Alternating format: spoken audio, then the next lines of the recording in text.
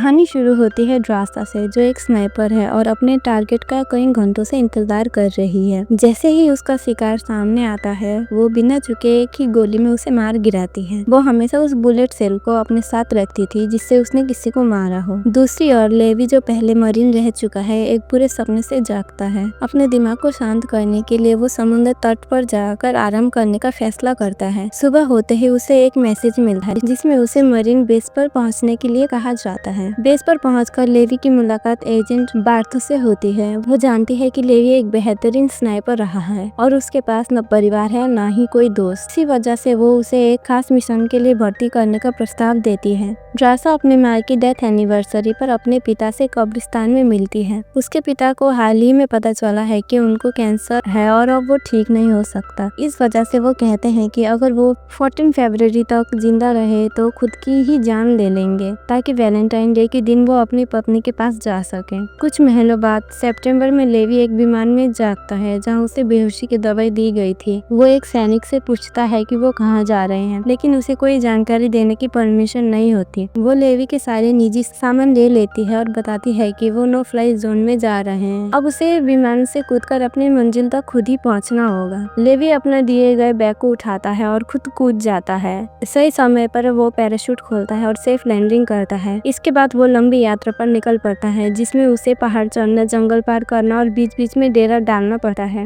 Jerry यहाँ 1 साल से है, लेकिन उसे भी ये नहीं पता कि वो लोग कहाँ हैं। दोनों सैनिक वेस्ट टावर पहुँचते हैं, जो पूरी तरह से सबवे निर्भर है। यहाँ सौर्य ऊर्जा, बैकअप जनरेटर, सब्जी बागान और शिकार के लिए बहुत सारे जंगली जानवर मौजूद हैं। खाई की दूसरी ओर ईस्ट टावर मौजूद है, लेकिन वहाँ के गार्ड से संपर्क करना सख्त मना है। ये खाई उत्तर और दक्षिण की ओर अंडरग्राउंड लैंडमाइन और बैरियर से घिरी हुई है, जिससे इसे पार करना ऑलमोस्ट इम्पॉसिबल है और हर 600 मीटर पर लगे ऑटोमेटेड गन टर्रेट्स में गोली बारूद भरना होगा। इसके अलावा उसे डिफेंस फेंस, सस्पेंड लैंडमाइंस और क्लॉकर्स की जांच भी करनी होगी। ये क्लॉकर ऐसे डिवाइस है जो सैटेलाइट को गलत सिग्नल भेजते हैं ताकि खाई का अस्तित्व दुनिया की नजरों से छिपा रहे। यह हर 30 दिन में रेडियो से संपर्क किया जाता है, लेकिन बाहरी दुनिया से कोई बातचीत संभव नहीं है। किसी आपातकालीन स्थिति में स्ट्रे डॉग प्रोटोकॉल सक्रिय करने के लिए एक पैनिक बटन मौजूद है, लेकिन जेडी को भी नहीं पता था कि ये किसके लिए है। वो लेवी को चेतावनी देता है कि अगर कभी ये सक्रिय हो तो जितनी तेजी से भाग सकता है वहाँ से भाग जाए। जेडी ये भी बताता है कि ये जगह कोल्ड वार जितनी पुरानी है। उस समय अलग अलग देशों की आर्मी टीमों ने स्थान को गुप्त रखने के लिए एक समझौता किया था और उच्च अधिकारियों तक को इसकी जानकारी नहीं है। लेवी का असली मिशन सिर्फ एक ही चीज को सुनिश्चित करना है, खाई के अंदर जो भी है उसे बाहर नहीं आने देना। ये सुनकर लेवी को ये सब पागलपन लगता है, लेकिन जेडी कहता है कि पहले उसे भी ऐसे ही लगता था जब तक उसने हॉलो मैन को नहीं देखा था। अब ये खाई के अंदर से एक अजीब सी कर्कश चीख निकालते रहते हैं। जेडी बताता है कि 1940 के दशक के अंत में 3 घुड़सवार को इस खाई को साफ करने के लिए भेजा गया था, लेकिन उनमें से कोई भी वापस नहीं लौटा। अब सेना केवल इस जगह को बंद रखने पर ध्यान दे रही है। बाद में जेडी टावर छोड़कर पैदल ही पिकअप पॉइंट तक जाता है। वहाँ एक हेलीकॉप्टर उसे लेने आता है। एक सैनिक उससे पहचान पासवर्ड पूछता है। जैसे ही जेडी सही जवाब देता है, सैनिक बिना किसी झिझक के उसे सिर में गोली मार देता है और उसकी लाश को पहाड़ों में फेंक देता है। 1 महीने बाद लेवी अपने रूटीन में पूरी तरह से ढल चुका था। वो चारों ओर पेट्रोलिंग करता, सिक्योरिटी सिस्टम को रिपेयर करता और समय समय पर रेडियो पर रिपोर्ट करता। रेडियो की दूसरी ओर से हमेशा वही सवाल पूछा जाता था, सब ठीक है या नहीं। और जब भी लेवी कोई सवाल पूछने की कोशिश करता, रेडियो तुरंत बंद कर दिया जाता था। एक दिन जब लेवी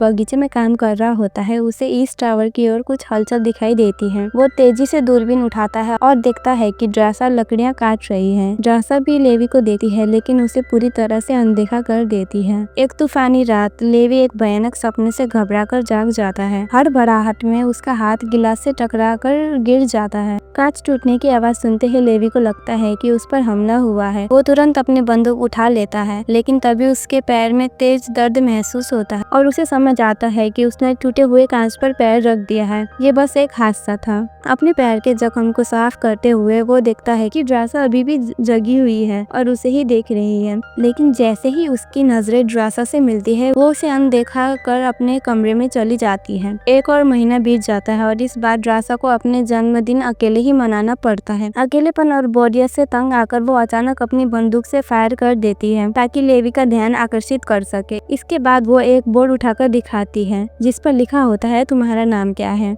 लेवी जवाब में लिखता है हम आपस में बात नहीं कर सकते। इस पर ड्रासा मुस्कुराकर अपना नाम लिखती है और कहती है कि आज मेरा जन्मदिन है और मैं जो चाहूँ वो करूँगी। लेवी को ये देखकर मजा आता है और वो भी जवाब में अपना नाम लिख देता है। फिर वो गिलास उठाकर ड्रासा की ओर इशारा करता है ताकि वो टोस्ट कर सके। इसके बाद ड्रासा जोर जोर से म्यूजिक बजाने लगती है और नाचना शुरू कर देती है। फिर वो लेवी को भी डांस करने का इशारा करती है। लेवी जवाब देता है कि वो डांस करने में बहुत बुरा है लेकिन एक बेहतरीन स्नाइपर। ड्रासा इसका मजाक उड़ाते हुए उसकी पानी की बोतल पर गोली चला देती है जिससे बोतल फूट जाती है। लेवी तुरंत अपनी गन उठाता है और ड्रासा की बोतल पर भी निशाना लगा देता है। इसके बाद ड्रासा और आगे बढ़ने का फैसला करती है। वो अपने सर पर एक और बोतल रखती है ये दिखाने के लिए कि ये खेल अभी खत्म नहीं हुआ। लेकिन तभी उसकी मुस्कान अचानक गायब हो जाती है। ड्रासा की नजर खाई में हो रही हलचल पर पड़ती है। जैसे ही लेवी नीचे देखता है उसे अजीबोगरीब मॉन्स्टर का झुंड दिखाई देता है जो पेड़ों से बने इंसानों जैसे दिख रहे थे। वो खाई की दीवार पर चढ़ रहे थे और सीधे लेवी के टावर की ओर बढ़ रहे थे। लेवी तुरंत एक प्राणी पर गोली चला देता है जिससे वो नीचे गिरता है और बारूदी सुरंग से टकराकर विस्फोट हो जाता है। धमाके से कई अन्य प्राणी भी नीचे गिरकर नष्ट हो जाते हैं लेकिन अभी भी कुछ प्राणी चढ़ते जा रहे थे। इससे लेवी लगातार गोलियां बरसाने लगता है। ड्रासा भी तुरंत अपनी मशीन गन उठा लेती है और दोनों एक साथ हमला करने लगते हैं। कुछ ही मिनटों में वो सभी मॉन्स्टर को खत्म कर देते हैं। लेकिन जैसे ही वो सेफ महसूस करते हैं अचानक एक प्राणी ड्रासा के बाल्कनी तक पहुंच जाता है। ड्रासा बिना देर किए उस पर कई गोलियां दागती है लेकिन वो गिरता नहीं। आखिरी बार में वो उसे जोर से लात मारती है जिससे वो खाई में गिरकर खत्म हो जाता है। फिर अचानक मॉन्स्टरों का झुंड ड्रासा की तरफ की दीवार पर चढ़ने लगता है और अब दोनों सैनिकों को फिर से मिलकर काम करना पड़ता है। एक और प्राणी बारूदी सुरंग पर गिरकर विस्फोट हो जाता है जिससे एक धातु का टुकड़ा उड़कर ड्रासा के कंधे में लग जाता है। फिर से प्राणी दोनों दीवारों पर साथ चढ़ने लगते हैं तो लेवी और ड्रासा मिलकर मशीन गन से उन पर गोलियां बरसाने लगते हैं और साथ ही ज्यादा बारूदी सुरंगें भी सक्रिय करते हैं। ये प्लान काम करता है और इस बार सभी मॉन्स्टर खत्म हो जाते हैं। जब कोई और मॉन्स्टर नहीं दिखता तो वो दोनों राहत की सांस लेते हैं। सुबह ड्रेसा अपने गांव को इलाज करती है और लेवी से कहती है कि ये उसका अब तक का सबसे अच्छा जन्मदिन था। इसके बाद लेवी सभी नुकसान की मरम्मत करने और बारूदी सुरंगें बदलने के लिए नीचे चला जाता है। अचानक एक ड्रोन खाई से उड़ता है और दूर चला जाता है।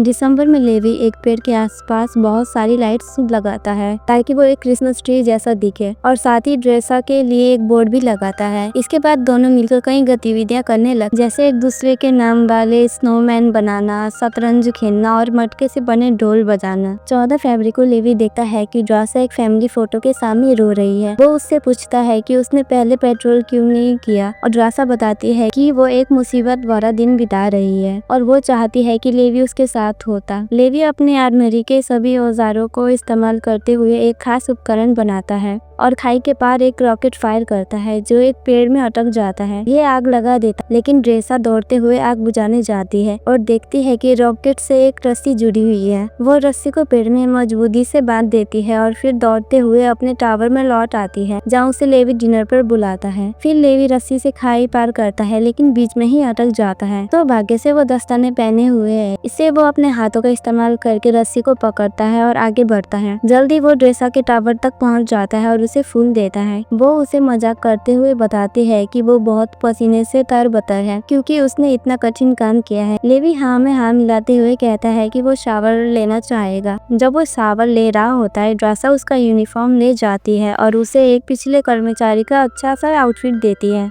डिनर के दौरान वो दोनों अपने अपने मिलिट्री लाइफ के अनुभव के बारे में बात करते हैं और इस तरह के कामों का माइंड पर पड़ने वाले इफेक्ट पर भी चर्चा करते हैं। फिर दोनों एक साथ नाचने लगते हैं और अंत में इंटीमेट हो जाते हैं। सुबह लेवी रस्सी पर चढ़कर अपनी टावर लौटने की कोशिश करता है। तभी हॉलो मैन उसकी दीवार पर आ जाते हैं और एक बारूदी सुरंग को छूने से बड़ी विस्फोट होता है, जिससे रस्सी कट जाती है। लेवी गिरने लगता है और तुरंत अपना पैराशूट खोलता है, जबकि ड्रासा अपनी आर्मरी में जाकर हथियार और अपना पैराशूट उठाती है। वो खाई में कूद जाती है और कुछ मील गिरने के बाद नदी में गिरती है। पानी की सतह पर उसका पैराशूट एक चट्टान में फंस जाता है और ड्रासा को उससे काटना पड़ता है। नदी का बहाव उसे तेजी से बाहर ले जाता है और उसका शरीर एक चट्टान से टकराता है और उसका ऑटो सैंडल गिर जाता है। नदी उसे फिर से बहा रही होती है तो वो कुछ पेड़ की जड़ों को पकड़कर किनारे पर पहुंच जाती है। इसी बीच लेवी बेहोश होकर एक पेड़ में लटका होता है। अचानक एक डाली हिलती है और वो राक्षस का रूप धारण करती है। जब वो लेवी के पास पहुंचता है तो वो जाग जाता है और उस पर गोलियां चलाता है।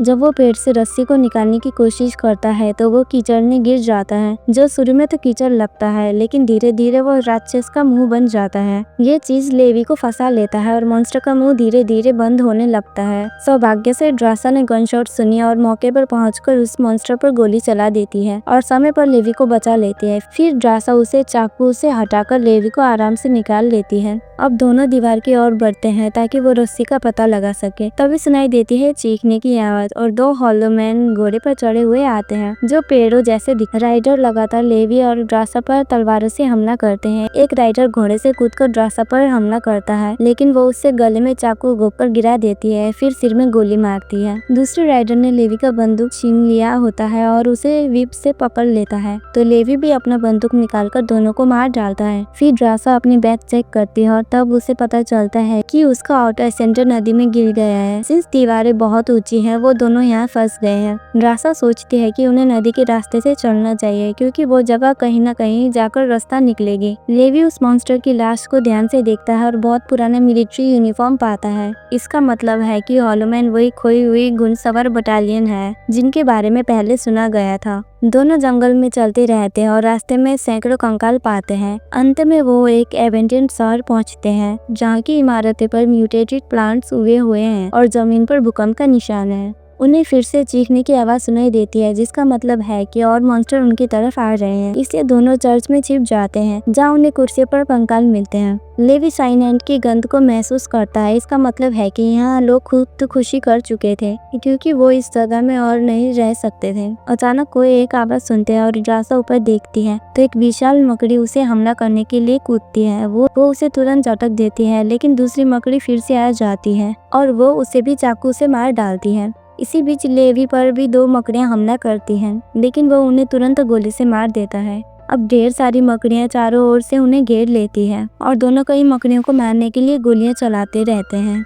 ड्रासा के पास गोली खत्म हो जाती है तो लेवी उसे बचाते हुए उसे रिलोड करने का मौका देता है। फिर वो दरवाजे की ओर बढ़ते हैं, लेकिन इस बीच कुछ हॉलो मैन दरवाजे में घुस जाते हैं। अब दोनों को मकड़ियां और हॉलो मैन से मुकाबला करना पड़ता है। ड्रासा एक मॉन्स्टर का सिर एक मेज पर पटकती है और उसे बाहर फेंक देती है, जिससे अब मकड़ियां उस पर चढ़ने लगती हैं। लेवी को अब कुछ मॉन्स्टर से नजदीकी मुकाबला करना पड़ता है और थोड़े संघर्ष के बाद वो उन्हें मार गिराता है। फिर ड्रासा एक ग्रेनेड को पीछे दीवार की ओर फेंक देती है, जिससे एक बड़ी खाई बन जाती है, जो उनके भागने का रास्ता खोल देती है। लेवी और ड्रासा जंगल से दौड़ते हुए जाते हैं, लेकिन उन्हें दूर से मॉन्स्टर की चीखें सुनाई देती है। सिंस वो यहाँ बहुत खुली जगह में है, तो वो दीवार के पास जाने का फैसला करते हैं। वो एक पुराना दरवाजा देखते हैं और अंदर जाते हैं, जहाँ उन्हें एक पुरानी फैसिलिटी मिलती है जो पूरी तरह प्लेन से घिरी हुई है। जब वो अंदर और गहराई में जाते हैं तो उन्हें पता चलता है कि एक पुरानी मिलिट्री लेबोरेटरी है। वहाँ कई स्केलेटन्स बिखरे पड़े। इसके अलावा वहाँ एक पुराना जनरेटर भी होता है, जिसे ड्रासा चालू कर देती है।